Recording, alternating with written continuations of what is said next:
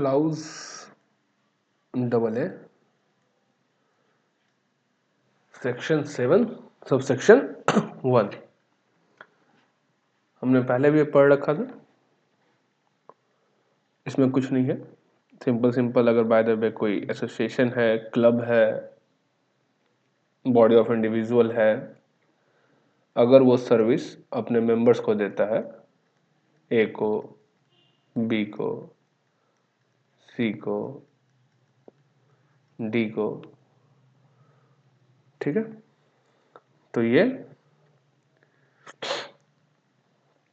Supply of service, supply of goods दोनों में cover होगा। फॉर कंसिडरेशन इंपॉर्टेंट पॉइंट क्या है, फॉर कंसिडरेशन। अगर विदाउट कंसिडरेशन होता है ना तो नहीं। ये देखिए, एंड इट्स मेंबर और constituent for cash, deferred payment और अदर वैल्यूएबल कंसिडरेशन।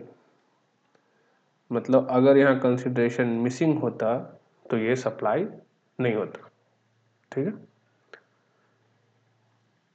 मतलब कहने का ये है कि शेड्यूल 1 जो है डीम्ड सप्लाई विदाउट कंसिडरेशन वाले केसेस, वहां पर ये कवर नहीं है, ठीक है। अगर ए, बी, सी या डी अगर कुछ कंसिडरेशन नहीं पे करता है उस सर्विस के लिए तो वो सप्लाई नहीं होगा, ओके।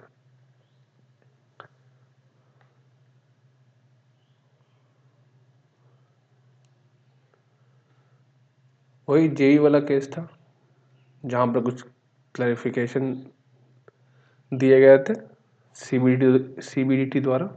क्या कहा गया था कि जो भी इसके मेंबर्स कंट्रीब्यूट करेंगे कैश कॉल जिसे कहा गया,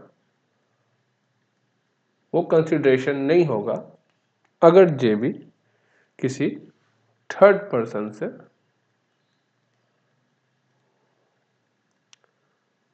क्या करता है, सर्विसेज हायर करता है, लेता है, मतलब जो भी, अगर कोई थर्ड पर्सन से।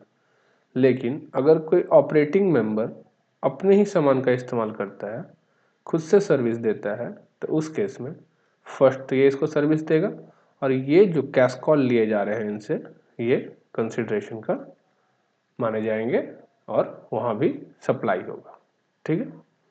ये क्लैरिफिकेशन लाया गया था जेवी के लिए, जॉइंट वेंचर जहाँ पे दो constituent, by the way company A, company B, दोनों कंबाइन होकर के किसी सर्टेन प्रोडक्ट के लिए जेवी बनाती है, ठीक है, जॉइंट वेंचर, समझ गया।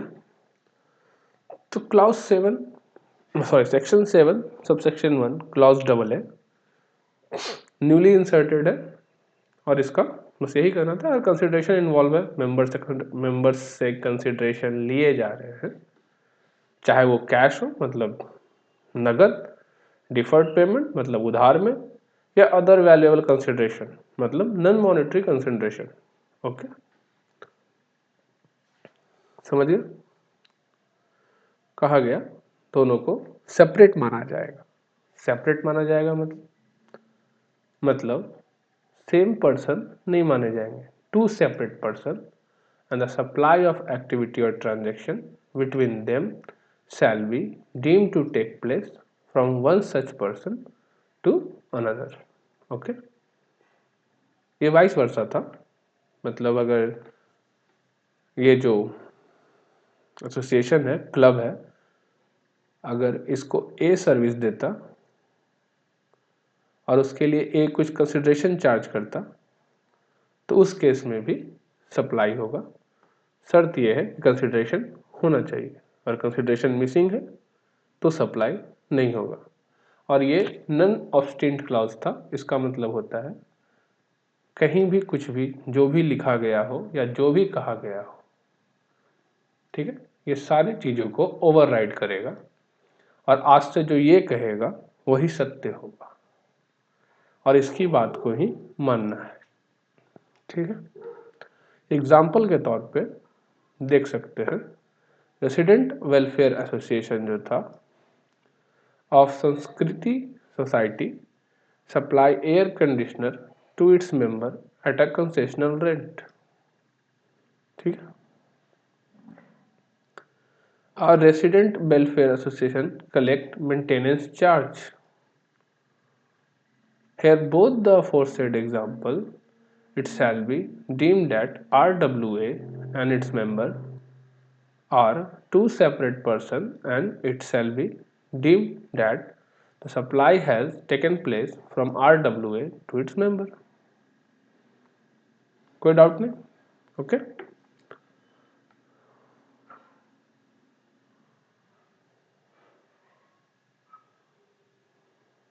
ठीक है। अब आया activity transaction to be treated as supply of good और सप्लाई ऑफ सर्विस। जीएसटी के अंदर ये क्लियर कर दिया गया, कोई भी सप्लाई या तो सप्लाई ऑफ गुड्स होगा या सप्लाई ऑफ सर्विस होगा। ठीक है, दोनों नहीं हो सकता। मतलब एक ही सप्लाई को आप सप्लाई ऑफ गुड्स और सप्लाई ऑफ सर्विस नहीं कर सकते। हाँ, आप सप्लाई ऑफ गुड्स और सप्लाई ऑफ सर्विस कॉन्जिक्यूटिवली कर सकते हैं। मतलब कि मिस्टर ए मिस्टर बी को एसी बेचता है और साथ ही साथ इंस्टॉलेशन सर्विस देता है।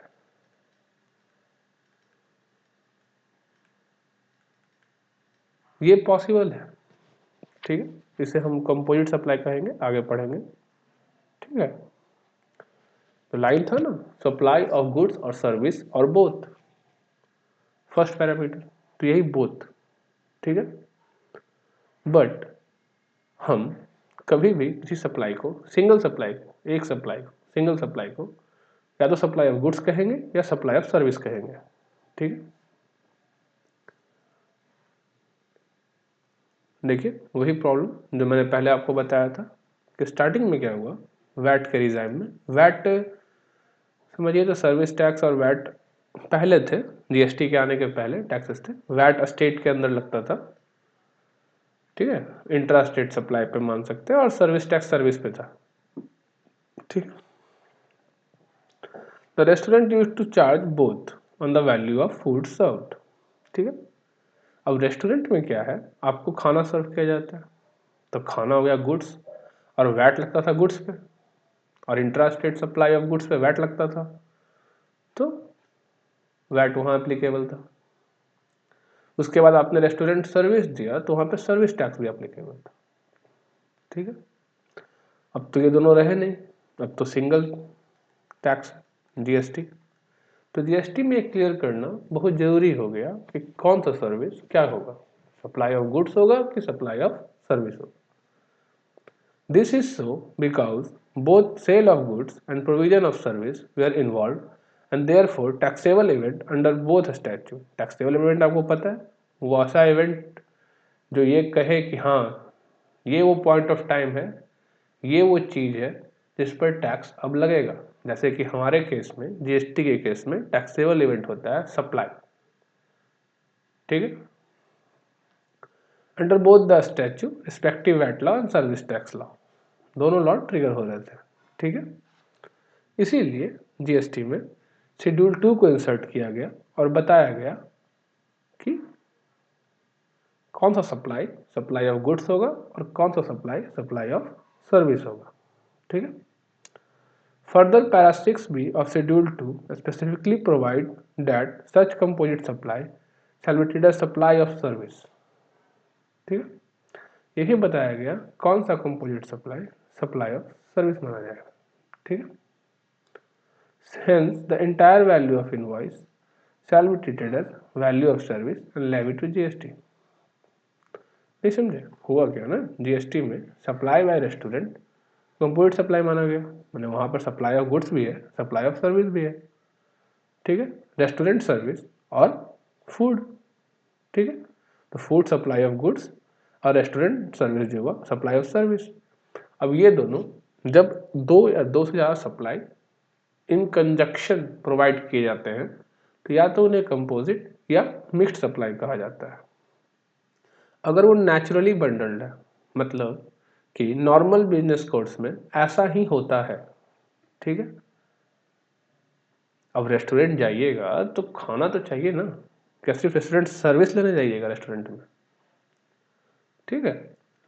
तो वही कहा गया, इसे कंपोजिट सप्लाई कहा जाएगा। और पैरा 6 भी बोला कि ये सप्लाई ऑफ सर्विस होगा, ना कि सप्लाई ऑफ गुड्स। आया समझ में। अब शेड्यूल 2 में आते हैं।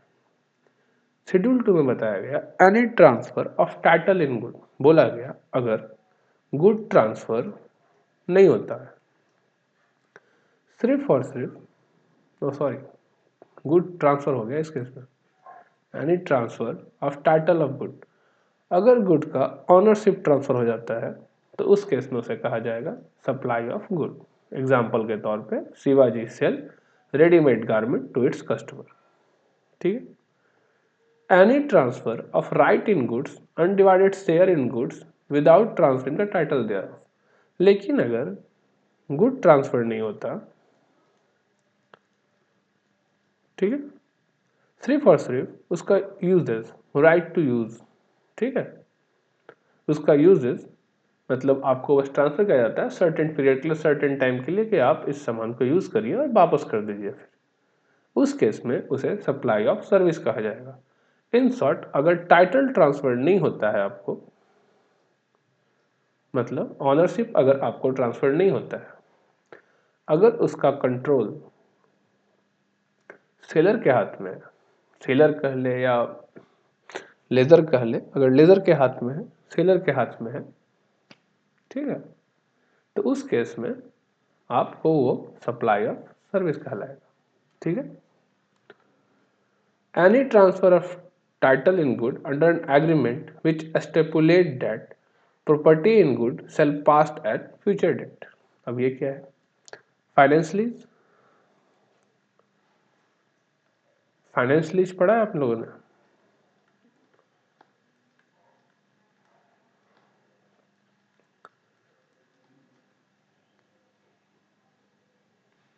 फाइनेंस लीज में क्या होता है ना, लीज के इन टर्म पे जो गुड होता है ना,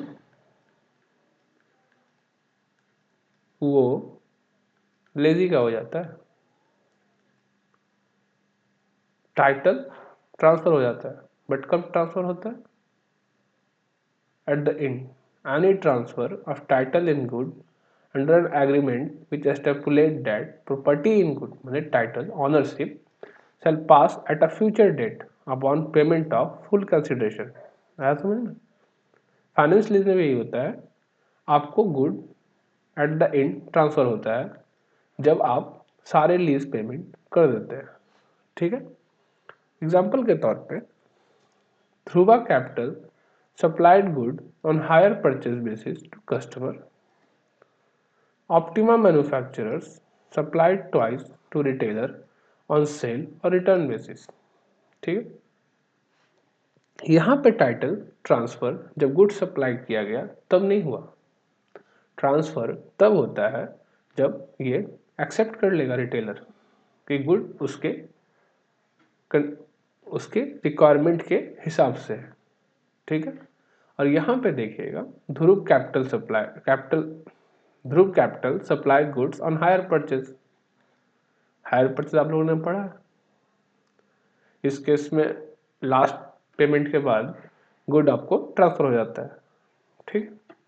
तो उसी चीज को कहा गया और इसे क्या कहा जाएगा? Supply of goods. In short इतना ही समझिए, अगर टाइटल ट्रांसफर हो गया तो वो सप्लाई ऑफ गुड कहलाएगा, ऑनरशिप ट्रांसफर हो गया तो वो सप्लाई ऑफ गुड कहलाएगा। लेकिन अगर ऑनरशिप ट्रांसफर नहीं होता है, सिर्फ और सिर्फ आपको वो गुड यूज के लिए दिया गया है और आफ्टर अ सर्टेन पीरियड उस गुड को वापस जो भी सप्लायर है रिपोजेस कर लेगा, मतलब अपने कंट्रोल में वापस ले लेगा, तो उस केस में सप्लाई ऑफ सर्विस कहलाएगा, ठीक। लैंड एंड बिल्डिंग, ठीक है। तो any lease tenancy licence to occupy land, इसे क्या कहा जाएगा? Supply of service. Title transfer नहीं हो रहा, ठीक है।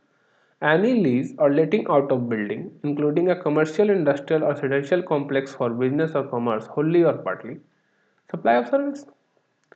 सिंपल है, टाइटल ट्रांसफर नहीं हो रहा, ऑनरशिप ट्रांसफर नहीं हो रहा, सप्लाई ऑफ सर्विस। ओके, हाँ ये क्या है, ट्रीटमेंट और प्रोसेस इसे कहा जाता है। आगे एक चैप्टर भी है आपको मिलेगा, जॉब वर्क।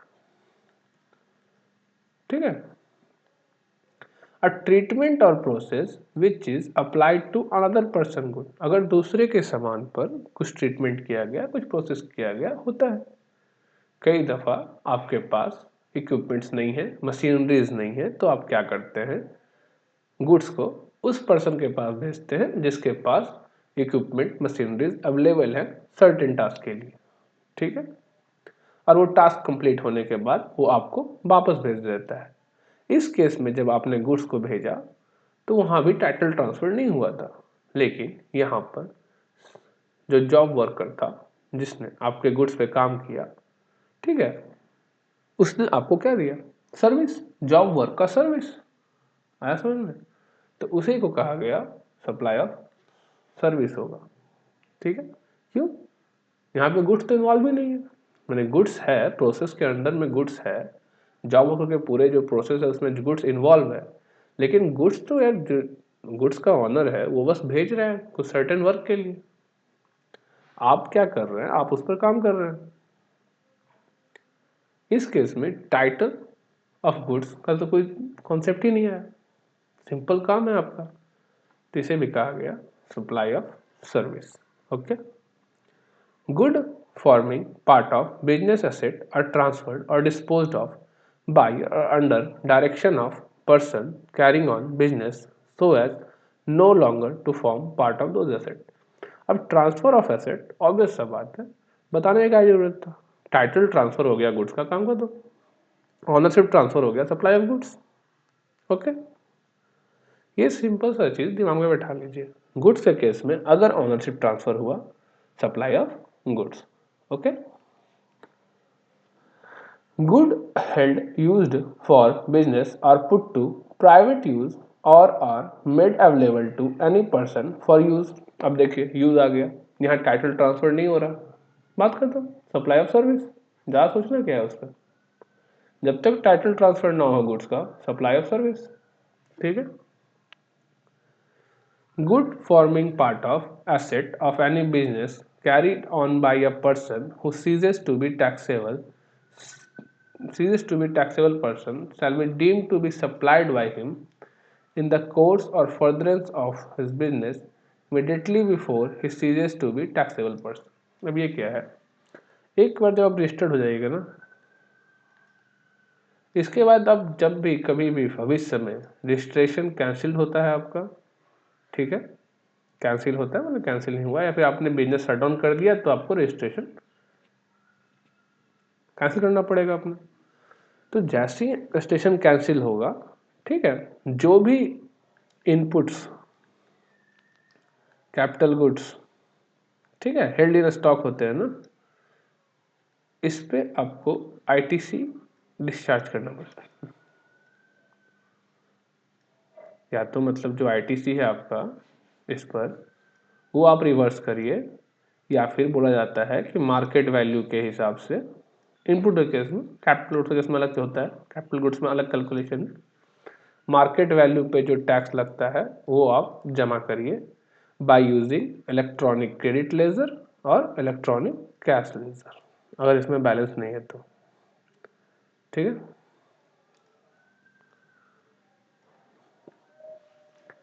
समझिए, तो इस केस में आप क्या कहिएगा, अब ये तो बोला नहीं बट हमको मालूम होना चाहिए, ये सप्लाई ऑफ गुड्स होगा, क्यों, ये समझे, टाइटल ट्रांसफर हो गया, जीएसटी के हिसाब से ट्रांसफर हो रहा है, उसको लग रहा है कि ठीक है, जैसे अरुण देखिए ट्रेडर था, वो वाइंडिंग अप किया अपना business, any good left in stock shall be deemed to be supplied by him, ऐसे कहा गया सप्लाई ऑफ गुड्स। ठीक, इन सिंपल टर्म यही है बस कि अगर आपने बिजनेस शट डाउन किया तो उस केस में जीएसटी एक्ट मानता है कि गुड्स बिजनेस से ट्रांसफर होकर आपको चला गया। ठीक है, बिजनेस से ट्रांसफर होकर आपको चला गया, और उस केस में वो सप्लाई मानता है और उसे सप्लाई ऑफ गुड्स मानता है, क्यों, क्योंकि टाइटल ट्रांसफर हो रहा है। ऐसा वो अज्यूम करता है टाइटल ट्रांसफर हो रहा है। एक्चुअल में क्या, अगर आप इंडिविजुअल, अगर कंपनी है तो समझ में आता है, कंपनी बंद हुई तो गुड्स या जो भी है, जो अपना उसके शेयर होल्डर या जो भी क्रिएटर है उनको जा रहा है। लेकिन इंडिविजुअल रजिस्ट्रेशन है, उस केस में बस यही अज्यूम करता है ये कि टाइटल ट्रांसफर हो रहा है। ठीक, एक्सेप्शन क्या है, business is transferred as going concern to another person. अगर आपने बिजनेस ट्रांसफर कर दिया, बंद नहीं किया, क्या किया, ट्रांसफर किया एज अ गोइंग कंसर्न, ये एग्जाम सप्लाई में भी आपको पढ़ने को मिलेगा, समझे। अगर आपने as a going concern transfer किया, इसका मतलब होता है कि कोई दूसरा बंदा उस बिजनेस को चलाएगा। ठीक है, जब वो बंदा उस बिजनेस को चलाएगा तो डिपार्टमेंट को कोई प्रॉब्लम नहीं है। क्यों प्रॉब्लम नहीं है, देखिए क्या होता है।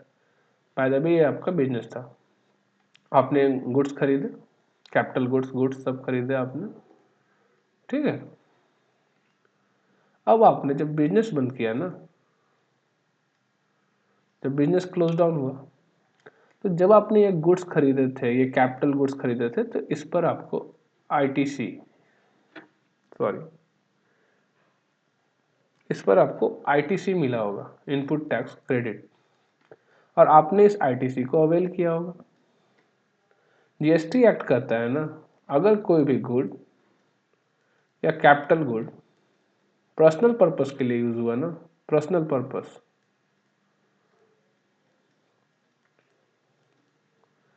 तो उस पर आईटीसी नहीं मिलेगा।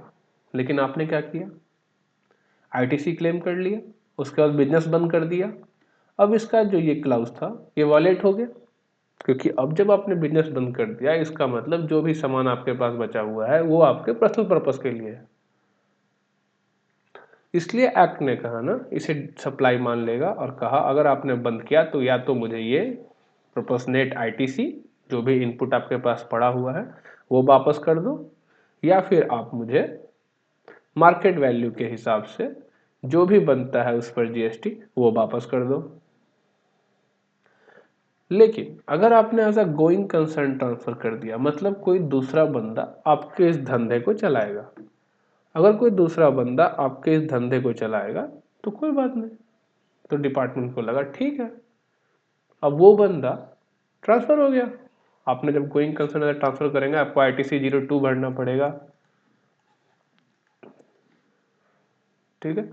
उसमें आप बताएंगे कि मैंने इसे as a going concern transfer कर दिया बिजनेस, अब ये पर्सन चलाएगा बिजनेस, और ये जो भी आईटीसी था, स्टॉक था, उसको ट्रांसफर हो गया, और ये आईटीसी में उसको ट्रांसफर कर रहा हूँ, ठीक है। अब कोई दिक्कत नहीं, क्योंकि अब बिजनेस पर्पस के लिए ही जो भी आपने गुड्स लिया था, कैपिटल गुड्स लिया था, अब बिजनेस पर्पस के लिए ही यूज करेगा कोई दूसरा इंसान लेके, तब कोई दिक्कत नहीं हुआ डिपार्टमेंट।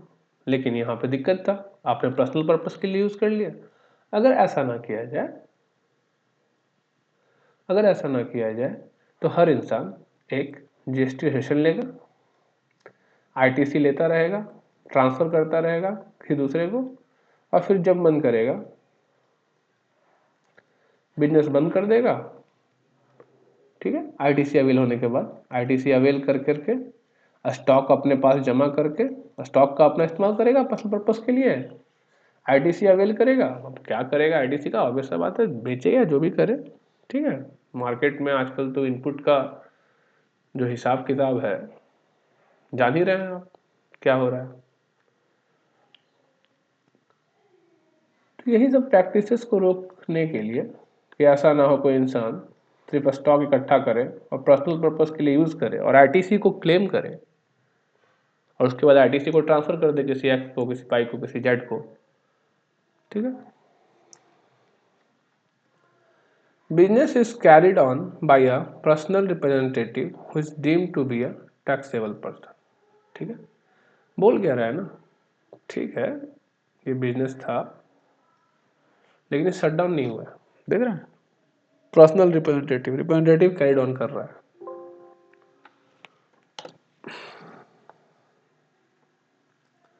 रिप्रेजेंटेटिव कैरिड ऑन कर रहा है, ठीक है।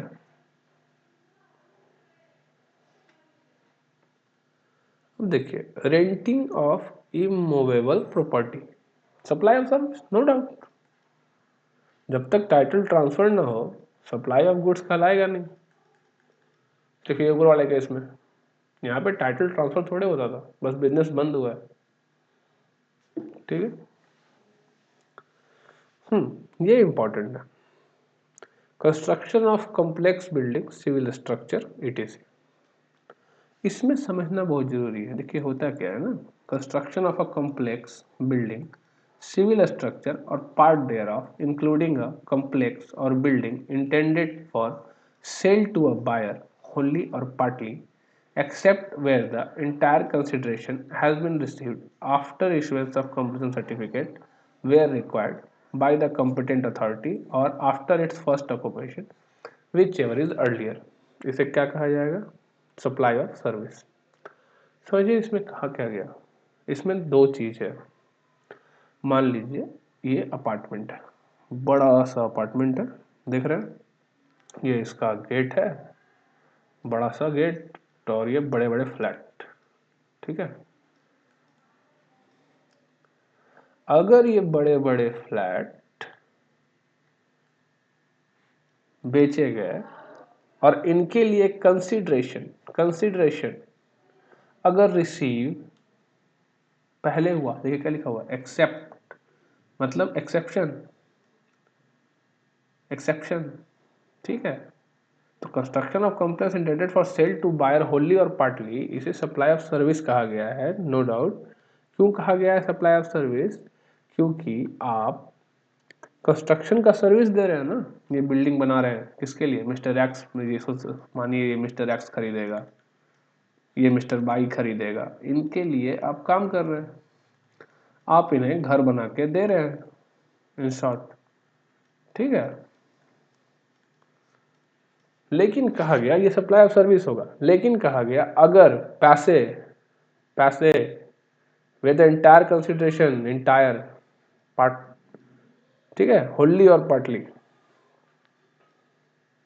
Accept with the entire consideration, पूरा का पूरा पैसा इस बिल्डिंग का मान लीजिए कीमत 2 करोड़ था, ये अगर पूरा का पूरा 2 करोड़ मिस्टर एक्स कब पे कर दे?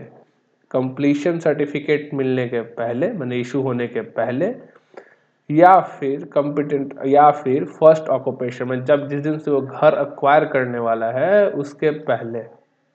अगर उसके पहले उसने पैसे, पूरे के पूरे पैसे, इंटायर, अगर पार्टली देता है तो नहीं, इंटायर पे ध्यान दीजिएगा, पार्टली देने पे नहीं, इंटायर कंसिडरेशन पूरा का पूरा 2 करोड़ अगर पे कर देता है तो क्या होगा? तो शेड्यूल 3 में जाइएगा, नॉन जीएसटी सप्लाई कहलाएगा। अगर बाद में देता है ना, मान लीजिए कि 1 करोड़ रुपए दे दिए, लेकिन 1 करोड़ बाकी के जो पैसे थे उसने बाद में दिए, कब दिए?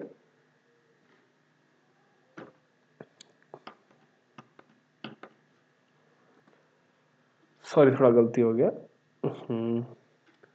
हाँ, ये जो 2 करोड़ है ना, अगर ये सारे के सारे पैसे बाद में दिए गए, बाद में, नहीं समझे, ये जो 2 करोड़ है अगर ये बिल्डिंग बन जाने के बाद, ठीक है, कंप्लीशन सर्टिफिकेट मिल गया, या फिर जो भी बायर था उसने घर को अक्वायर कर लिया, मतलब कि वो घर में आ गया रहने के लिए, ठीक है। अगर पैसे पूरे के पूरे 2 करोड़, अगर ये 2 करोड़ बाद में मिलते हैं इन दो इवेंट के, ठीक है, जो पहले हो जाए, लिखा हुआ है इन दोनों में जो पहले हो उसके बाद मिलते हैं पूरे के पूरे पैसे, तो इसे सेल ऑफ लैंड और बिल्डिंग कहा जाता है। और जब इसे सेल ऑफ लैंड और बिल्डिंग कहा जाता है तो वो नॉन जीएसटी सप्लाई में जाता है। लेकिन अगर एक भी रुपया मान लीजिए, अगर इसे 1 करोड़ रुपया इसने अगर पहले पे कर दिया, किसके? या तो कंप्लीशन सर्टिफिकेट मिलने के पहले या फिर फर्स्ट ऑक्यूपेशन के पहले, समझे, तो वो सप्लाई ऑफ सर्विस में आ जाएगा, है समझ में।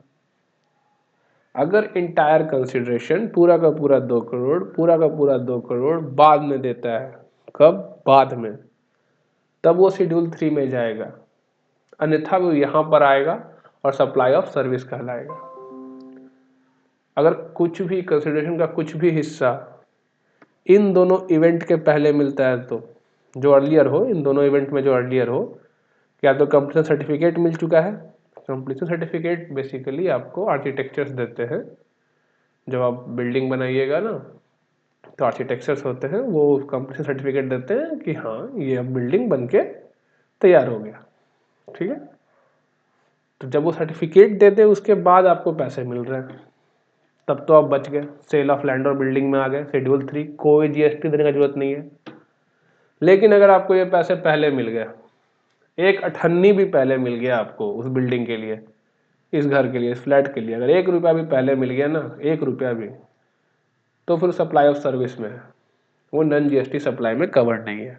और बहुत ही इंपॉर्टेंट है ये, क्योंकि अभी आप शेड्यूल 3 में जाइएगा, वहां भी सेम लिखा रहेगा, बस लिखा रहेगा entire consideration received after issuance of completion certificate or after its first occupation, whichever is earlier, then it is non GST supply।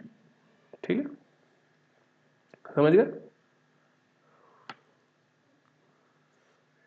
इसे देखिए, राठी बिल्डर कंस्ट्रक्ट किया residential individual residential unit for agreed consideration of 1.2 crore per unit, 90 lakh per unit was received before. पहले मिल गया। अब जब पहले मिल गया जान ही रहे क्या होगा, समझ गए, सप्लाई ऑफ सर्विस। अगर यही ये पूरे के पूरे 1.2 करोड़ ना सर्टिफिकेट के बाद मिलते हैं, सर्टिफिकेट के बाद मिलते ना, तो ये फिर शेड्यूल 3। ठीक है, कॉम्पिटेंट अथॉरिटी कौन है, मतलब ये सर्टिफिकेट देगा, देखिए लिखा हुआ है expression, competent authority means the government or any authority authorised to issue competent certificate under any law for the time being in force, and in case of none requirement of such certificate from such authority from any of the following namely। देखिए architecture, अब देखिए जहाँ पे RERA है वहाँ RERA देगा, जहाँ पे रेरा इन्वॉल्व है वहाँ तो रेरा देगा। ठीक है, अदरवाइज आर्किटेक्चर और पर्सनल था, कोई मतलब नहीं था, खुद का घर बना रहे थे। चार्टर्ड इंजीनियर और लाइसेंस सर्वेयर ये लोग दे सकते हैं। ठीक है, जहाँ पे रिक्वायरमेंट नहीं है लॉ के अंदर, लॉ के अंदर रिक्वायरमेंट है, रेरा के अंदर रिक्वायरमेंट है, रेरा देता है, रेरा रेरा देता है। ठीक है, अदरवाइज ये लोग देंगे। ठीक है, अब टेम्पररी ट्रांसफर और परमिटिंग यूज और enjoyment of any intellectual property right, फिर वही टेम्पररी ट्रांसफर, जब तक टाइटल ट्रांसफर ना हो कोई मतलब ही नहीं। जब तक टाइटल पर ट्रांसफरर का ये हक है कि वो टाइटल को वापस छीन सकता है, मतलब गुड्स को वापस ले सकता है, ठीक है, तब तक सप्लाई ऑफ सर्विस। ठीक है, development, design, programming, customization, adaptation, upgradation, enhancement, implementation of IT software. ठीक है, अब ये सब बात है सप्लाई ऑफ सर्विस, यहाँ तो गुड्स है ही नहीं कुछ। ठीक है, हाँ ये देखिए फिर से आ गया, agreeing to obligation to refrain from an act और टू टॉलरेट एन एक्ट और सिचुएशन और टू डू एन एक्ट। ये काफी इंपॉर्टेंट है, काफी, इसमें रिसेंट क्लैरिफिकेशन भी लाए हैं सीबीडीटी ने। ठीक है, हुआ क्या ना, रिफ्रेन फ्रॉम एन एक्ट, इसका मतलब हुआ नॉट टू डू समथिंग। ठीक है, कुछ नहीं करने के लिए अगर आपको कंसिडरेशन मिलता है तो वो भी सप्लाई है। ठीक है, इसे भी सप्लाई ऑफ सर्विस में डाला गया। उसके बाद कहा गया टॉलरेट। टॉलरेट का मतलब हुआ सहना। ठीक है, मतलब आप कुछ करिएगा तो मैं उसे टॉलरेट करूंगा, जब मैं टॉलरेट करूंगा तो उसके लिए मुझे कुछ कंसिडरेशन चाहिए। ठीक, और इसे भी सप्लाई कहा गया। और टू डू एन एक्ट, अब टू डू तो कुछ कहना ही नहीं है, मतलब आपने पैसे दिए तो मैं कुछ करूंगा। ठीक है, और refrain from an act, tolerate an act और टू डू एन एक्ट। ठीक है, एग्रीइंग टू ऑब्लिगेशन, करने के लिए ऑब्लिगेट हो रहा है कि हाँ मैं करूंगा, क्या करूंगा, नहीं करूंगा। ये करूँगा कि नहीं करूँगा? क्या करूँगा कि आप करोगे तो मैं उसे इग्नोर करूँगा, ठीक है? अब मैं करूँगा तो मुझे करना है, ठीक है? फॉर एग्जाम्पल दिया गया cable operator Sakharam has entered into an agreement with cable operator Atmaram that Sakharam will not provide cable connection in a specified area where Atmaram is providing the connection. Non-compete agreement constitutes supply of service. ये क्या हुआ? Refrain नहीं करूँगा, ठीक है? जहाँ पर ये केबल सर्विस देगा वहाँ पर ये नहीं देगा, नॉट टू डू समथिंग, ठीक है? अब इसमें सबसे इम्पोर्टेंट क्या है ना, एग्रीमेंट बहुत ज़रूरी है। अगर एग्रीमेंट एग्जिस्ट नहीं करता, अगर एग्रीमेंट एग्जिस्ट नहीं करता है तो ये सप्लाई ऑफ सर्विस नहीं होगा। अभी आगे पढ़ेंगे हम ये चीज़। अगर एग्रीमेंट एग्जिस्ट नहीं करता है तो ये सप्लाई ऑफ सर्विस में नहीं आएगा, ठीक है?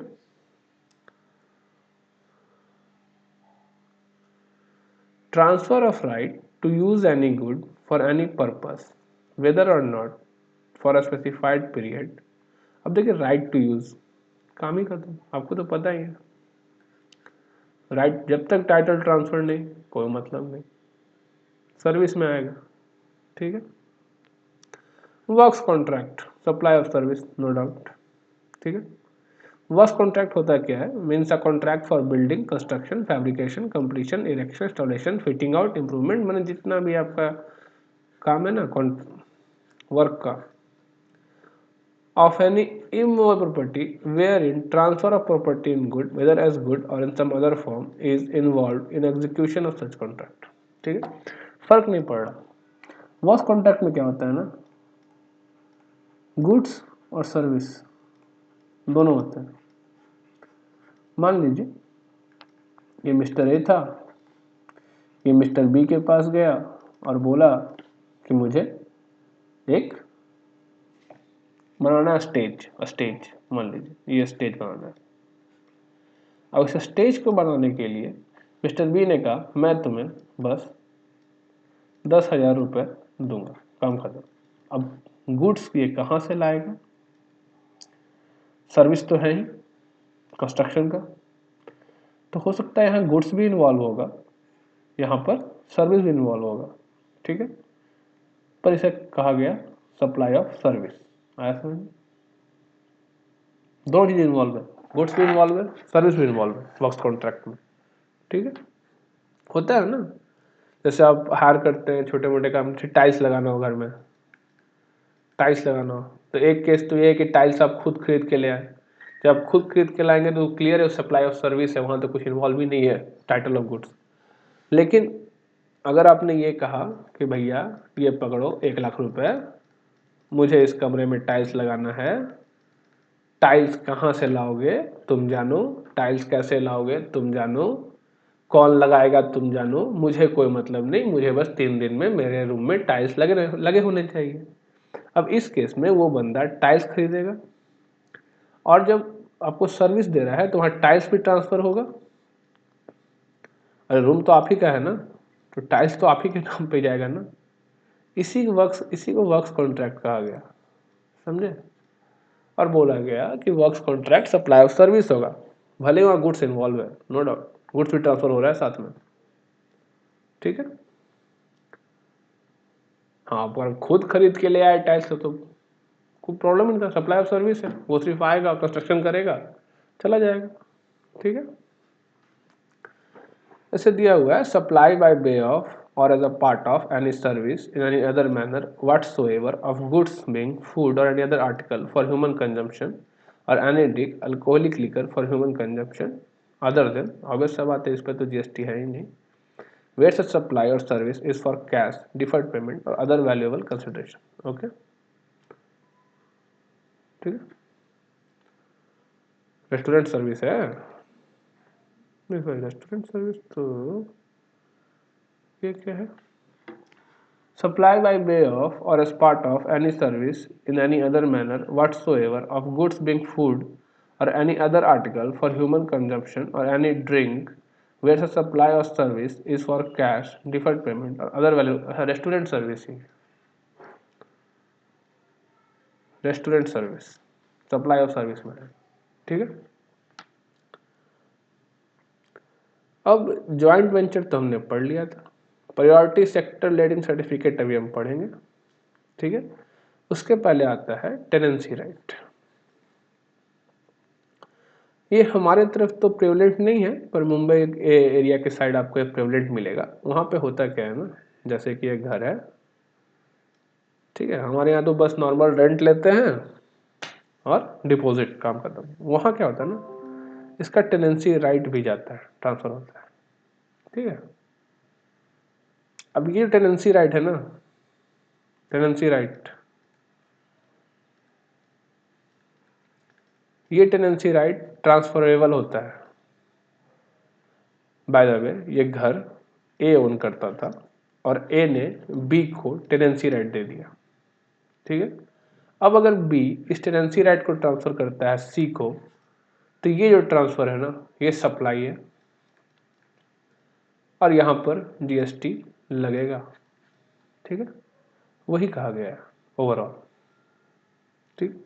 आइए समझते हैं। तो टेनेंसी राइट टैक्सेबल है, हाँ, लेकिन एग्जम्पशन में क्या है, एग्जम्पशन जब पढ़िएगा,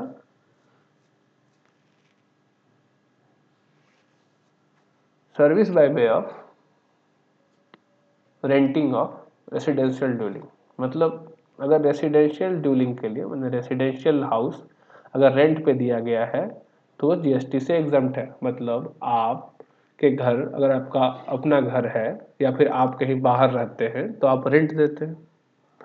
तो बहुत सारे लोग आप देखिएगा, बड़े बड़े बिल्डिंग है, बड़े बड़े, ठीक है, बहुत सारे लोग रहते हैं, बहुत बड़े बड़े ओनर होते हैं।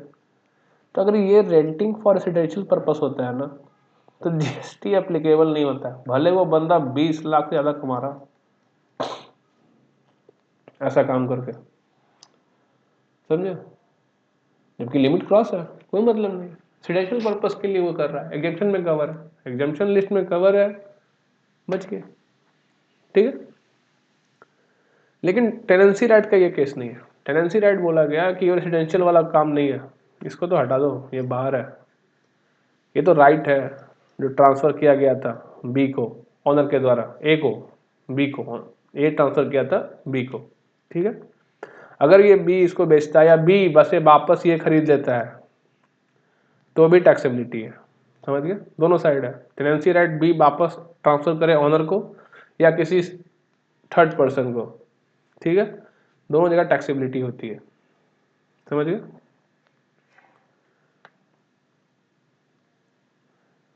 अब देखिए पढ़ते हैं, pagdi system transfer of tenancy right against tenancy premium is prevalent in some state. अब ये लाया क्यों गया, ये सिस्टम के लिए लाया क्यों गया, हो क्या रहा था ना, टेनेंसी राइट पे भी लोग जीएसटी नहीं पे कर रहे थे। टेनेंसी राइट बहुत कॉस्टली होता है, बड़े बड़े घर हैं, बड़े बड़े घर हैं, टेनेंसी राइट है। टेनेंसी राइट आपको इस तरह से समझ सकते हैं, मान लीजिए कि बड़ा सा हॉस्टल है, इसका राइट आपने किसी मिस्टर एक्स को दे दिया कि आप इसमें रेंट लगा सकते हैं, तो लोग क्या, ये इनका क्या कहना था कि रेजिडेंशियल पर्पस के लिए हो रहा है ना, जीएसटी क्यों दूं, टेनेंसी राइट के लिए जो पैसा दिया मैंने इसे, इसके लिए मैं आपको जीएसटी क्यों दूं। तो कहा गया टेनेंसी राइट टैक्सेबल है, टेनेंसी राइट का जो ट्रांसफर हो रहा है वो रेसिडेंशियल पर्पस के लिए नहीं है। रेसिडेंशियल पर्पस के लिए तो वहाँ रहने वाले लोग हैं जो आएंगे रेसिडेंशियल रहने के लिए, उनसे जो आप रेंट लीजिएगा ना वो एग्जम्पशन में है।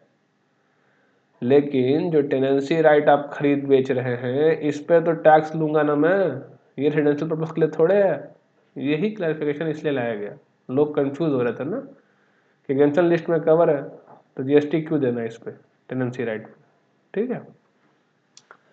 अब होता क्या है, इन पगाड़ी सिस्टम में tenant acquire tenancy right in the property against payment of tenancy premium, the landlord may be owner of property but the position of the same lies with tenant, ठीक है, पोजीशन उसके पास है, टेनेंट के पास है। तो tenant pay periodic rent to a landlord as long as occupied, periodic rent देता है। The tenant also usually has option to sell, देख रहे हैं, बेच सकता है, of the said property, and in such a case has to share a percentage of proceed with owner. अगर वो बेचता है टेनेंसी राइट तो कुछ परसेंटेज देता है, तो डिपेंड करता है कैसा एग्रीमेंट है उन लोग के बीच। As let down and their tenancy right लिखा ना, एज लेट डाउन, अगर नहीं लिखा हुआ, अगर नहीं देगा तुमको 1 रुपया तो नहीं देगा, लिखा है कि तुमको देना पड़ेगा, देगा। ठीक है। The landlord pay to tenant the prevailing tenancy premium to get the property vacated. अब इसका उल्टा भी है। अब लैंडलॉर्ड को अगर वापस चाहिए तो बताया ना कि लैंडलॉर्ड को भी वापस भेज दे सकता है। इस केस में लैंडलॉर्ड को देना पड़ेगा पैसा कि भैया वापस कर दे, मेरा संपत्ति मेरे को वापस कर दे। ठीक है। तो वही कहा गया कि it has been clarified that activity of transfer of tenancy right against consideration is securely covered under supply of service and liable to GST. वही लोग समझ रहे थे। लोग क्या समझ ले रहे थे, इसे रेसिडेंशियल पर्पस के लिए अक्वायर हुआ है तो क्या दिक्कत है, कॉमर्शियल पर्पस थोड़े है, कॉमर्शियल पर्पस होगा तो ना, है समझ में, कॉमर्शियल पर्पस होगा तो टैक्सेबल था, मालूम था। लेकिन टेनेंसी राइट जो हम खरीद रहे हैं वो पर्सनल और रेसिडेंशियल पर्पस के लिए खरीद रहे हैं तो एग्जेम्पशन में कवर होना चाहिए, ऐसा लोगों का सोचना था, इसीलिए क्लैरिफिकेशन लाया गया।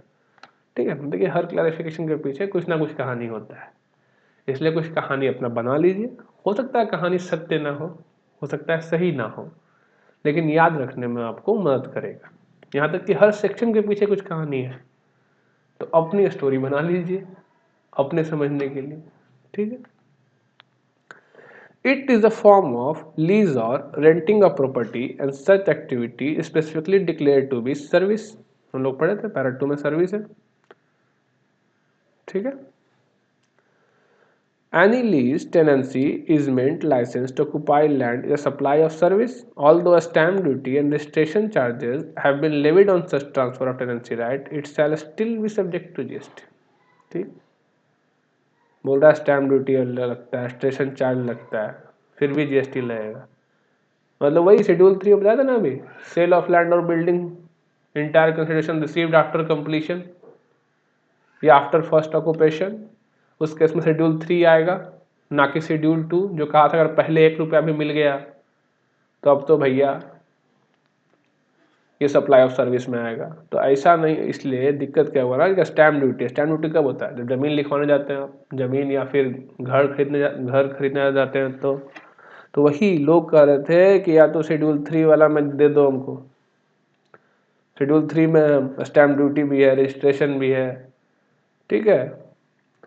तो बोला गया तब भी जीएसटी लगेगा, भूल जाओ सब। Merely because transaction supply involve execution of document which may require registration and payment of registration fee and stamp duty would not preclude from the scope of supply from payment of GST। वही schedule 3 मान लिया इन लोगों ने कि भैया stamp duty पे करते हैं, रजिस्ट्रेशन पे करते हैं, और सारा का सारा कंसिडरेशन भैया बाद में दे रहे हैं, घर तो बना हुआ था। ठीक है। The transfer of tenancy right cannot be क्या है ना, cannot be the sale of land and building in para 5 of schedule 3। तो para 5 schedule 3 में यही डिफरेंस है, और ऊपर जो पढ़ा था हमने schedule 2 में उसमें यही डिफरेंस है कंसिडरेशन का, सिर्फ और सिर्फ कंसिडरेशन का। अगर कंसिडरेशन पहले रिसीव हो गया कंप्लीशन से, ठीक है, कंप्लीशन सर्टिफिकेट मिलने के मतलब, या फिर फर्स्ट ऑक्यूपेशन से, ठीक है, तो शेड्यूल 2, अन्यथा शेड्यूल 3 तो बस सिंपल है, सब सारा का सारा पैसा बाद में मिलेगा तो शेड्यूल 3। ठीक है। तो वही बोला thus it is not a negative list activity and consequently consideration for the state activity shall be attract levy of GST. अच्छा, इसके पीछे शेड्यूल 3 का कहानी था। ठीक है। लेकिन वो कहानी भी ठीक था, रेसिडेंशियल पर्पस मान ले। ठीक है। To sum up the activity on transfer of tenancy right is securely covered under the scope of supply as taxable per se। transfer of tenancy right to a new tenant against consideration in the form of tenancy premium is taxable। हो गया खत्म। हाँ देखिए, however renting of residential dwelling for use as residence to an unregistered person or to a registered sole proprietor taking a residential dwelling on a rent on his own account in his personal capacity for use as his residence is exempt। ये exemption में पढ़िएगा, जो अभी जो मैंने कहानी बताया था कि रेसिडेंशियल पर्पस के लिए अगर ये घर लिया जाता है तो एग्जाम्प्ट होता है। शर्त ये है कि ये अनरजिस्टर्ड पर्सन ही ले, या फिर रजिस्टर्ड पर्सन है भी तो सिर्फ सोल प्रोप्राइटर के केस में, अगर अपने रेसिडेंस के लिए ले रहा है तो। अगर किसी रजिस्टर्ड पर्सन ने ये रेसिडेंशियल पर्पस के लिए भी लिया हो ना, टैक्सेबल है। इसका मैंने ऐसा केस है, जैसे समझिए कि एक एम्प्लॉयर है, ठीक है, उसने घर ले लिया। अगर ये एम्प्लॉयर ने घर लिया तो यहाँ जीएसटी लगेगा, और वो भी रिवर्स चार्ज में लगेगा, आगे देखिएगा। अब इस एम्प्लॉयर का काम क्या था कि अपने एम्प्लॉय को दे दिया ये घर रहने के लिए, तो उसका कहना था रेजिडेंशियल पर्पस के लिए है ना, एम्प्लॉय यूज़ करेगा ना, इसलिए ले रहे हैं ना। तो सरकार ने कहा था ना, वो छोड़ो, एम्प्लॉय यूज़ करेगा, एम्प्लॉय रहेगा, ठीक है, वहाँ पे एग्जम्पशन है, कोई बात नहीं। यहाँ पे रिवर्स चार्ज पे तू टैक्स दे दे मेरे को, रिवर्स चार्ज पे तू टैक्स दे दे। अब एम्प्लॉय को तू क्या, किस लिए घर देगा, क्या घर देगा, वो जाने, और तू जा, मुझे लेकिन रिवर्स चार्ज पे चाहिए अगर तू रजिस्टर्ड है तो। अगर तू अनरजिस्टर्ड है तो कोई बात नहीं। हाँ, अगर तू सोल प्रोप्राइटर है, रजिस्टर्ड है, तो भी कोई बात नहीं, शर्त ये है कि तेरे रेसिडेंशियल पर्पस के लिए होना चाहिए। अन्यथा अगर तू रजिस्टर्ड है, कंपनी है, पार्टनरशिप फर्म है, कुछ भी है, इंडिविजुअल नहीं है, तू रिवर्स चार्ज में जीएसटी दे, और उसके बाद तेरे को जो करना है कर। हाँ, ऑब्वियस बात है, जो करना है कर, मतलब रेसिडेंशियल पर्पस के लिए देना चाहिए, नहीं तो फिर टैक्सेबिलिटी आ जाएगा। कॉमर्शियल पर्पस के लिए अगर दिया ना, तो फॉरवर्ड चार्ज में फिर पे करेगा, ठीक है।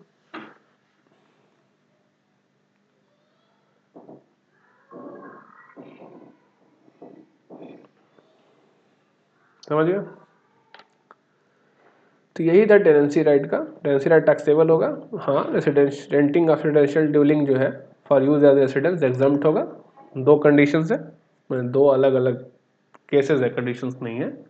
एक तो पर्सन रजिस्टर्ड हो, दूसरा रजिस्टर्ड भी हो तो सोल प्रोप्राइटर हो, और जो घर का इस्तेमाल है किस लिए होना चाहिए, रेसिडेंस के लिए, ठीक है, ना कि कमर्शियल पर्पस के लिए। एग्जाम में क्वेश्चन क्या देता है ना, कमर्शियल लिख देगा ऐसा करके। ध्यान दीजिए, रेसिडेंशियल ड्यूलिंग और कमर्शियल ड्यूलिंग को ना रेसिडेंशियल पर्पस के लिए भी दे देंगे ना, तो भी जीएसटी एप्लीकेबल होगा। समझ गए फर्क है? रेसिडेंशियल ड्यूलिंग होना चाहिए, घर का भी क्राइटेरिया होता है, रेसिडेंशियल ड्यूलिंग होता है, कुछ कमर्शियल ड्यूलिंग्स होते हैं। अगर रेसिडेंशियल ड्यूलिंग है तभी, अगर कमर्शियल ड्यूलिंग क्वेश्चन में दिया हुआ है ना, और उसको रेसिडेंशियल पर्पस के लिए दे रहा है, जीएसटी एप्लीकेबल है, ठीक है। अब ये प्रायोरिटी सेक्टर लैंडिंग सर्टिफिकेट क्या है, हुआ क्या ना, इसको लोग सिक्योरिटी समझने लगे। क्या समझने लगे? सिक्योरिटी, ठीक है। बोला गया कि नहीं, ये गुड है और ये टैक्सेबल होगा, ठीक है, समझ गए।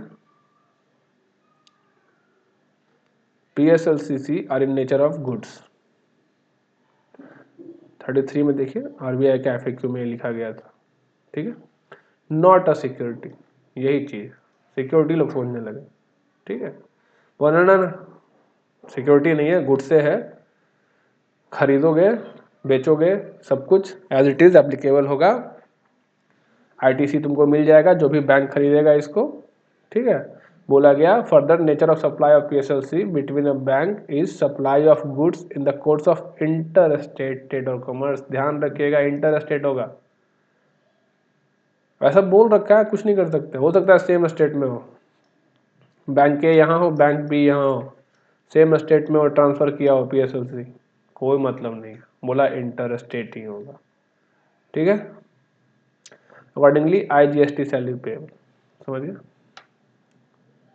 बिटवीन बैंक, ये ध्यान रखिएगा। हाँ, अब देखिए, ये काफ़ी इम्पोर्टेंट है और काफ़ी लंबा भी जाएगा ये वाला पार्ट, तो इसे अलग से ही कर देता हूँ, बहुत लंबा जाएगा, इसमें काफ़ी चीज़ आपको समझना पड़ेगा, तो इसको अलग से ही रखते हैं, ठीक है।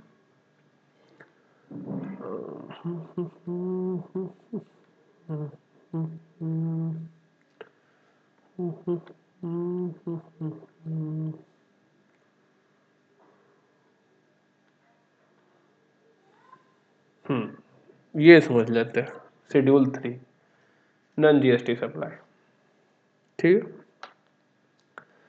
नॉन जीएसटी सप्लाई, ठीक है,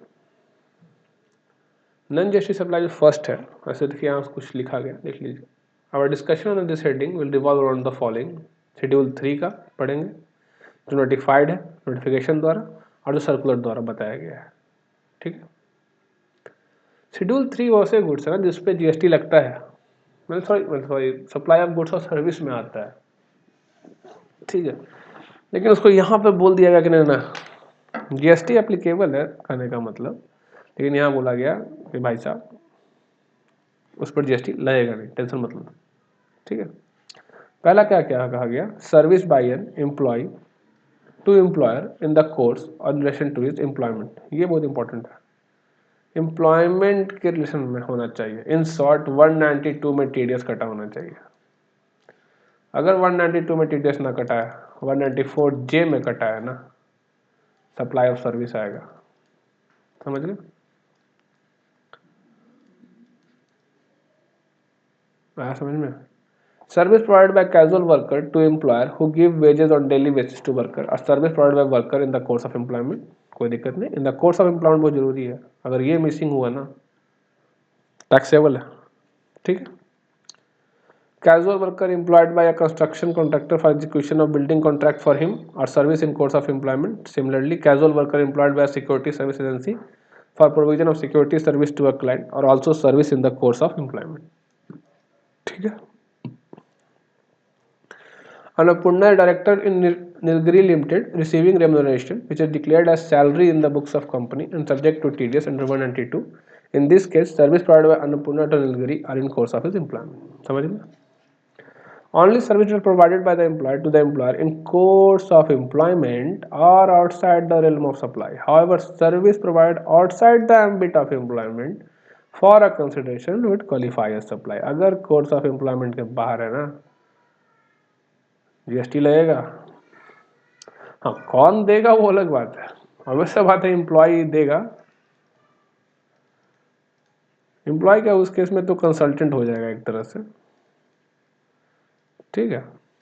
हाँ, डायरेक्टर वाले केस में एक चीज़ है, अगर डायरेक्टर का सैलरी 192 में कटा हुआ है तो कोई दिक्कत नहीं, लेकिन डायरेक्टर फी उसको मिला है, सिटिंग फी जो कहते हैं आप लोग, और ये 194 जे में कटा हुआ है, ये रिवर्स चार्ज में है, कंपनी ही देगा टैक्स, ठीक है। कंपनी ही देगा, मैंने कंपनी की लायबिलिटी है पे करना है इस पर टैक्स, ठीक है। तो वही चीज़ है, डायरेक्टर के केस में ध्यान रखिएगा। और 192 का बात हो रहा है, क्वेश्चन में लिखा हुआ है कि 192 में कटा है टीडीएस, तो वहाँ पर तो शेड्यूल 3 आ जाएगा, ठीक है। लेकिन 194 जे में कटा हुआ है टीडीएस, तो वहाँ पे क्या आ जाएगा, सप्लाई ऑफ सर्विस, ठीक है। प्रिंसिपल टू प्रिंसिपल बेसिस और not service provided in the course of employment, समझ गए। प्रिंसिपल टू प्रिंसिपल बेसिस पर सर्विस दिया जा रहा है, ठीक है, तो वो कोर्स ऑफ एम्प्लॉयमेंट में नहीं है। Any amount paid by employee to employee for not joining a competing business, होता है ना कि भैया उसका धंधा ज्वाइन मत करना, मेरे यहाँ से छोड़ के जा रहे हो, लेकिन उसके कंपनी में गया ना तो केस कर दूंगा। क्यों? एग्रीमेंट साइन किए हो मेरे साथ, नहीं ज्वाइन करोगे, ठीक है। Forbearance to an act and can not be considered for providing service in the course of employment, तो इसे in the course of employment नहीं कहा जाएगा, क्या कहा जाएगा, फॉरबिडेंस टू एक्ट, नहीं एक्ट करूंगा इस तरह से, ठीक है, समझिए।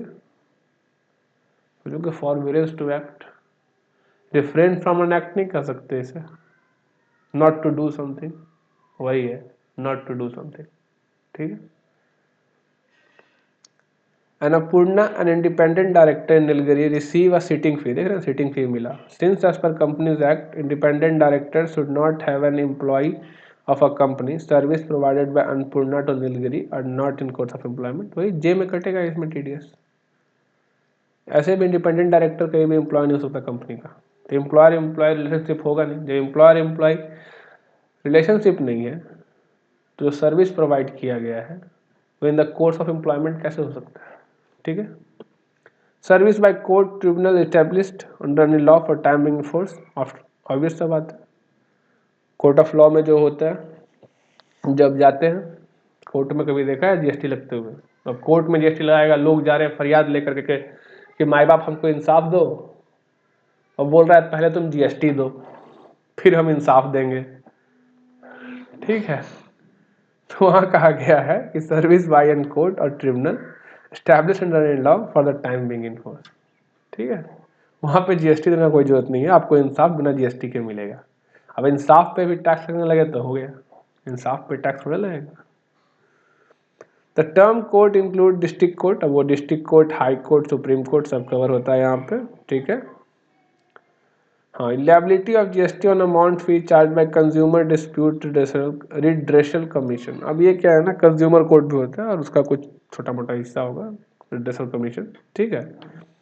तो इसके बारे में कुछ खास समझिए, सीधे यहाँ समझिए। Fee paid by litigants while registering complaint to a said commission or not leviable of GST, GST नहीं लगेगा, ठीक है। Any penalty in cash imposed by or amount paid to this commission will also not attract GST, ठीक है। होता क्या है ना, जो कंज्यूमर कोर्ट्स होते हैं इसमें ये भी हो सकता है ना कि पेनल्टी आप पे ही लगा दे समय बर्बाद करने के लिए, बेकार का केस लेके आने के लिए, ठीक है। और हो सकता है पेनल्टी जिस पे आपने केस किया जिस कंपनी पे उस पे लगा दे, ठीक है। अब कोर्ट भी ना जब जब उसने आप पर लगाया, इस केस में तो आपसे पेनल्टी लेके ये खुश, ठीक है। इस पर लगाया ना तो इसका भी कुछ हिस्सा ये लेगा, फिर आपको मिलेगा, ठीक है।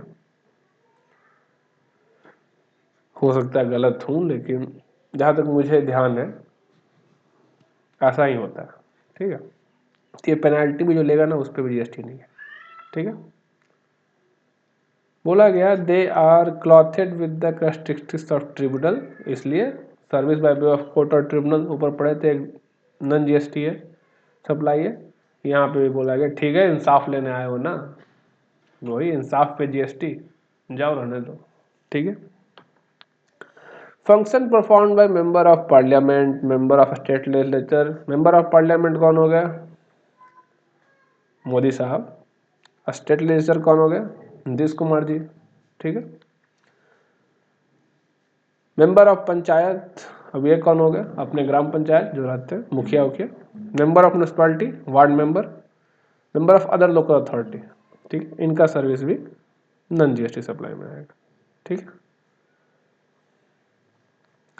Duty performed by any person who hold any post in pursuance of the provision of the constitution in the capacity president, CAG, ठीक है।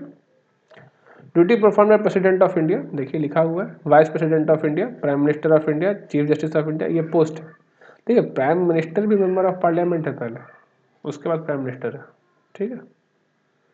Speaker of Lok Sabha, chief election commissioner, CAG, chairman of union public service commission, attorney general, वही सब जो higher post आप देखते हैं, ठीक है। कैबिनेट सेक्रेटरीज, ये सब जो हायर पोस्ट पे रहते हैं बैठे हुए, सबसे हायर पोस्ट जिसमें मिलता है, ठीक है। Cabinet minister. Duty perform by any person as a chairperson or a member of director in a body, देखिए समझिए, चेयरपर्सन या member of director in a body establish by central government or state government, मतलब LIC का, RBI का। तो director होगा ना, director होगा उसका भी सर्विस जो है कहाँ पर आएगा, समझ गए, नॉन जीएसटी सप्लाई में। इसका आरबीआई के जो हेड होंगे, ठीक है, एलआईसी के जो चेयरपर्सन होंगे, डायरेक्टर होंगे, ठीक है, समझ गए। Service of funeral, burial, crematorium, mortuary including transportation of disease, ये तो बताने की जरूरत नहीं है। धरती का यही एक ही सत्य है इस संसार का, और वो है मौत, और उस सत्य पे भी टैक्स लग जाए तो अच्छा नहीं है, ठीक है। तो उस सत्य पे टैक्स नहीं लगाया गया है क्योंकि संसार का सिर्फ एक ही सत्य है और वो है मौत, और वो हर किसी को आनी है,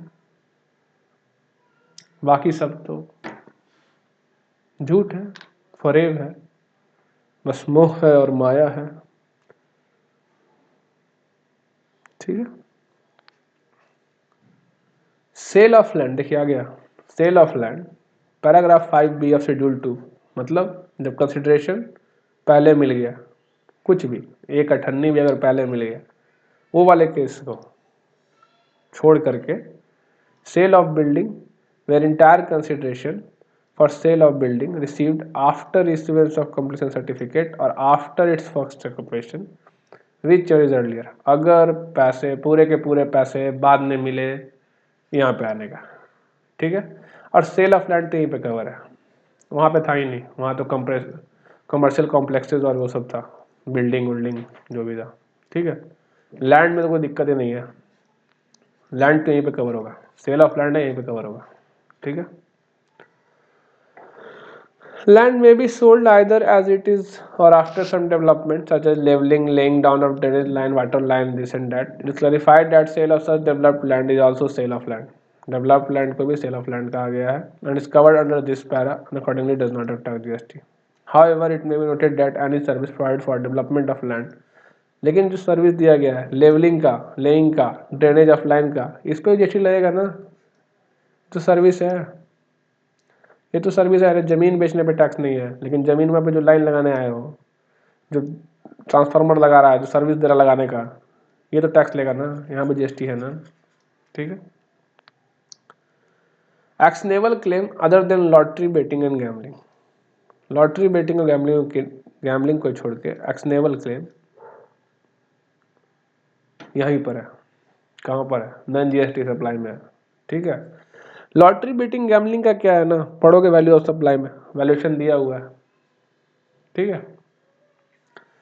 एक्शनेबल क्लेम है क्या, are specifically include in the definition of good under section, ठीक है, 252 डेफिनेशन में दिया हुआ है। However, this para schedule 3 specifically exclude actionable claim other than lottery betting and gambling. Goods के डेफिनेशन में कवर था, लेकिन शेड्यूल 3 आके बोला है इसको छोड़ दो, जाने दो, इस पर कोई जीएसटी नहीं। लेकिन अगर ये लॉटरी बेटिंग और गैम्बलिंग है, ठीक है, इस पर लेंगे, इस पर तो जीएसटी लेंगे, ठीक है। Co-joint reading of said provision implied that only lottery betting and gambling are treated as supply. All other actionable claim are outside the ambit of definition of supply. ठीक है। Other example of actionable claim are right to recover insurance money, claim for arrear of rent, claim for future rent, unsecured loan, unsecured debenture, bill of exchange, promissory note, bank guarantee, fix deposit receipt, right to be benefit of contract ETC, ठीक है। ये सब actionable claim है। Claim का बात हो रहा है, क्लेम का, ये रेंट पे तो टैक्सेबिलिटी होगा, अब डिपेंड करता है कि रेंट कमर्शियल है क्या है, उस पर मत जाओ। क्लेम, ये जो क्लेम करने का राइट है ना तुम्हारे पास, इस क्लेम का, ठीक है, क्लेम क्लेम क्लेम, ठीक है। Merchant trading, supply of good from a place in a non-taxable territory to another place in a non-taxable territory, इसे कहा जाता है out and out supply, out and out supply. अरे जब इंडिया के ज़मीन पे पैर रखे ही नहीं, जब इंडिया के ज़मीन पे पैर गुड्स रखा ही नहीं, मान लो ये गुड्स है, इसके पैर और हाथ हैं, ये बोल रहा है कि मैंने इंडिया के ज़मीन पे तो पैर रखे ही नहीं, तो टैक्स काची का लोगे, आया समझ में। जैसे Vivekananda purchase good from USA and sold it to George in Canada without bringing the good in India, the transaction is neither supply of good not supply of service, ठीक है। अब ये इनबाउंड सेल क्या होता है, होता क्या है ना, मान लो ये कस्टम है, स्टेशन है, यहाँ जब शिप आके लगा, ठीक है, जैसे ही जहाज यहाँ आके लगा, सामान उतरा, मेरे पास पैसे नहीं है, मैंने क्या किया कि साहब एक काम करो, ये साहब थे, इनको बोला एक काम करो साहब, मेरा सामान ना यहाँ वेयर हाउस में रखवा दो। अब ये सामान वेयर हाउस में रखवाना था, साहब ने कहा एक काम करो, इन बॉन्ड बिल भर दो, इन बॉन्ड बिल कहा जाता है, ठीक है। जब मैंने इन बॉन्ड बिल भर दिया, मेरा सामान यहाँ रखा गया। अब मैंने क्या किया ना, मेरे पास पैसे तो थे नहीं, तो मैं गया मैं गया बी के पास, मैंने कहा ये सामान खरीद ले, मंगा तो लिया मैंने, पैसे नहीं है मेरे पास। इसने कहा ला दे दे, ठीक है, ये सामान ही पड़ा हुआ है। मैंने जब सामान इसको बेचा ना, बी को, ये सप्लाई नहीं होगा, ठीक है। हाँ, लेकिन जब बी बाहर निकाल के बेचने जाएगा ना तो सप्लाई हो जाएगा, ठीक है। और जब बी बाहर निकालेगा तभी उस पर जीएसटी लग जाएगा, नो डाउट। जैसे ही बी बाहर निकालेगा उस पर जीएसटी लगेगा, तो कस्टम जैसे भी गुड्स बाहर निकालने के टाइम जीएसटी लगते हैं, ठीक है। वही है, supply of warehouse good to any person before clearance for home consumption. Home consumption यहाँ पे बिल ऑफ एंट्री फाइल होता है फॉर होम कंजम्पशन। जब सामान को बाहर निकालना होगा ना तो bill of entry for home consumption fall होगा, एक्स बॉन्ड बिल यहाँ पे कहा जाएगा उसको, ठीक है, समझ गया। तो Radheshyam imported some goods in India but kept the goods in custom bonded warehouse without clearing it for home consumption। बोला नहीं ले गया, पैसा नहीं होगा। In the meantime, Radheshyam sold these goods to Sitaram while they were in warehouse। This transaction between Radheshyam and Sitaram is neither supply of good nor supply of service। इसलिए clear किया कि ये जो मैं था और ये जो बी था, हम दोनों यही थे, समझे, हम दोनों तो यही थे ना। इसलिए बोला है कि ठीक है भाई तुम दोनों यही थे, फिर भी तुम लोगों को छूट दे रहे हैं, ठीक है। जब तक वो सामान यहाँ से बाहर नहीं निकलेगा, जब तक ये सामान यहाँ से बाहर नहीं निकलेगा ना, जीएसटी अप्लाई नहीं होगा, नहीं समझे। इंडिया का पार्ट तब बनता है ना गुड, जब ये सामान यहाँ कस्टम स्टेशन से कस्टम ड्यूटी पे होने के बाद इंडिया में इंटर करता है, तब वो इंडियन गुड्स का मास बनता है, तब उस पर जीएसटी लगता है। जब तक कोई गुड इंडियन गुड्स नहीं बनेगा ना, एक बार जब आपने इंपोर्ट ड्यूटी पे कर दिया, वो गुड्स को बोलते हैं लोग इंपोर्टेड गुड्स, गलत है बोलना। एक बार ड्यूटी पे हो गया तो इंडियन गुड्स है वो, ठीक है। तो ये जब तक इंडियन गुड्स ना बनेगा ना गुड्स, तब तक जीएसटी नहीं लगता है। तो मैंने क्या किया, मैंने एक इम्पोर्टेड गुड को बेच दिया, लेकिन जैसे ही सामान यहाँ से बाहर निकालेगा बन जाएगा इंडियन गुड, अब इसको जीएसटी पे करना है, ठीक है। अब ये हाई सी सेल क्या होता है, ये भी कॉमन है।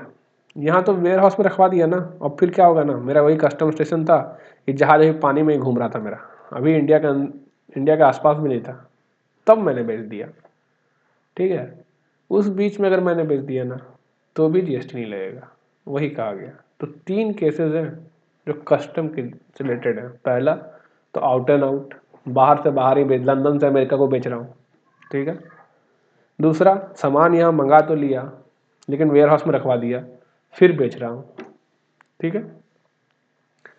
तीसरा, अभी तो जहाज इंडिया के आसपास भी नहीं आया था, फिर भी बेच रहा हूँ, कैसे, इंडोर्समेंट ऑफ डॉक्यूमेंट के थ्रू, यहाँ भी जीएसटी नहीं लगेगा, ठीक है। हाई सी सेल कहा गया उसको, ठीक है। अब non supply notified vide notification, notification के थ्रू कुछ सप्लाई को नोटिफाई किया गया है, ठीक है, जिस पर जीएसटी नहीं लगेगा। सबसे पहला है service by way of any activity in relation to a function interested to panchayat. Panchayat को जो फंक्शन, म्यूनसिपैलिटी का जो फंक्शन है ना, वो ना ही सप्लाई ऑफ गुड्स होगा ना सप्लाई ऑफ सर्विस। देखते हो पंचायत आपको या म्यूनसिपैलिटी में कहीं शहर में होगा तो वाटर बोर्ड, ये आपको सप्लाई वाटर सप्लाई करता है, इस पर जीएसटी नहीं लगेगा, यही करना चाह रहा है सिंपल सिंपल। कभी कभी गुड्स भी सप्लाई करते हैं पंचायत, ठीक है, इस पर भी आपको जीएसटी नहीं लगेगा, ठीक है। Grant of alcoholic liquor licence, इसी में तो अभी गए हुए हैं जेल सिसोदिया जी, ठीक है। तो अब पता नहीं, नो डाउट हो सकता है कि अभी तो कोर्ट बताएगा ना, कोर्ट जाने का, समझने के लिए आपको बोल रहा हूँ। यही वो केस है जो उन पर अभी चल रहा है मेरे ख्याल से, हो सकता है, I am not confirm, but मेरे ख्याल से यही वो केस है जो उन पर चल रहा है। Grant of alcoholic liquor licence, service by way of grant of alcoholic liquor licence by state government are treated neither a supply of goods और नॉट सप्लाई ऑफ सर्विस। होता क्या है ना, अल्कोहलिक लिकर बेचने के लिए आपको लाइसेंस चाहिए होता है, ठीक है, और ये लाइसेंस स्टेट गवर्नमेंट देती है। मतलब दारू का दुकान खोलने के लिए या दारू का ठेका खोलने के लिए आपको लाइसेंस चाहिए स्टेट गवर्नमेंट से। ये जो लाइसेंस है ना, ये बेसिकली आपने ऊपर पढ़ा है, सप्लाई ऑफ सर्विस में है लाइसेंस देना, राइट टू यूज देना, लाइसेंस राइट टू यूज। तो ये वाला चीज जो है ना, स्टेट गवर्नमेंट जो लाइसेंस देगा, ये भी neither a supply of goods nor a supply of service। ठीक, समझ गए?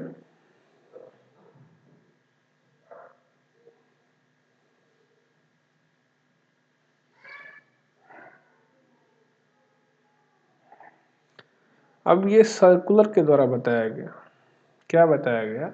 इंटर स्टेट मतलब ए से बी स्टेट में various mode of conveyance between distinct person.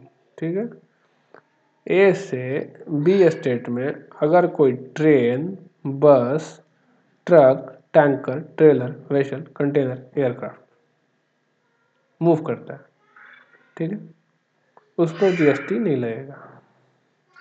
होता क्या है ना, जैसे ही आप इंटर स्टेट सप्लाई में पढ़िएगा तो पता चलेगा जीएसटी इस पर बिना लिमिट का है। लिमिट मतलब अगर आपने इंटर स्टेट सप्लाई किया तो थ्रेशोल्ड लिमिट 0 हो जाता है इंटर सप्लाई ऑफ गुड। अगर ये सेक्शन नहीं लाया जाता, अगर ये सेक्शन नहीं लाया जाता तो होता क्या, बाय द वे बस है, ये बस मान लीजिए यहाँ से लोगों को उठाया, अब इसे मान लीजिए ये यहाँ पर दिल्ली में था, अब ये दिल्ली से आगरा जा रहा था,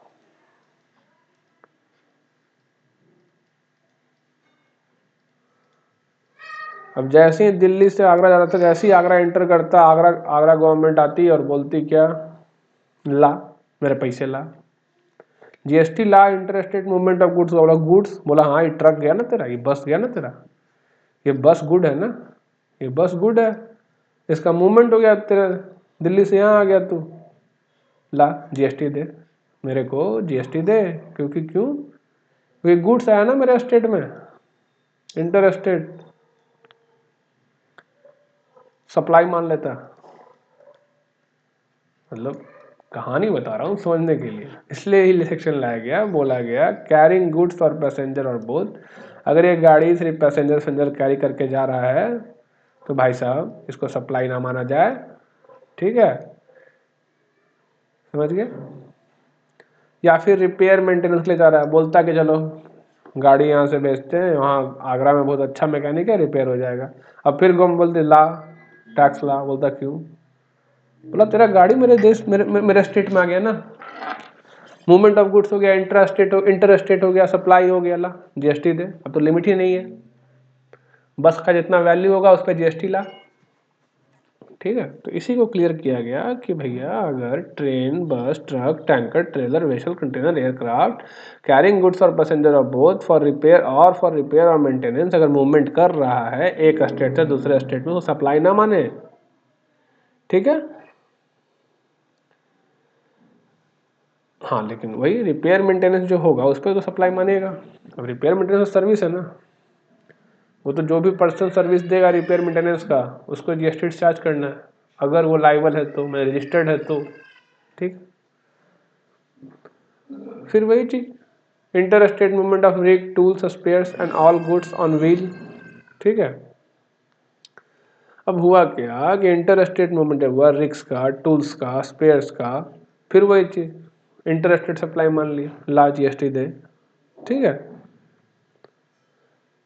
तो इसी सब चीज को कंट्रोल करने के लिए कहा गया कि भैया इस तरह के मूवमेंट को सप्लाई ना माना जाए, कब तक, जब तक फर्दर सप्लाई ना हो। अब सही में सप्लाई किया तो मानेगा ही सप्लाई ना, लेके जा रहा था अपने काम के लिए तब नहीं मानेगा सही, ठीक है। सच interstate movement shall be treated neither as supply of good or supply of service and consequently no IGST would be applicable, ठीक है।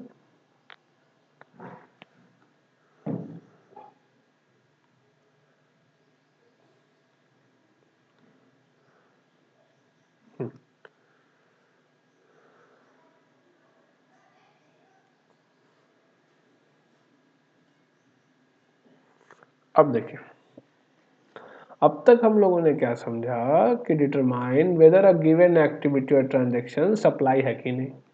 जैसे पहले पढ़ा 3 पैरामीटर, फिर पढ़ा डीम्ड सप्लाई जिसमें कंसिडरेशन नहीं हो फिर भी सप्लाई होगा, कंसिडरेशन हो तो सप्लाई होवे करेगा, नहीं हो फिर भी सप्लाई होगा, ठीक है। फिर हमने पढ़ा वो exception, importation of service for consideration, जो इन द कोर्स और फर्दरेंस ऑफ बिजनेस का एक्सेप्शन था। उसके बाद हमने शेड्यूल 1 पढ़ा, शेड्यूल 1 तो हो ही गया, शेड्यूल 2 पढ़ा।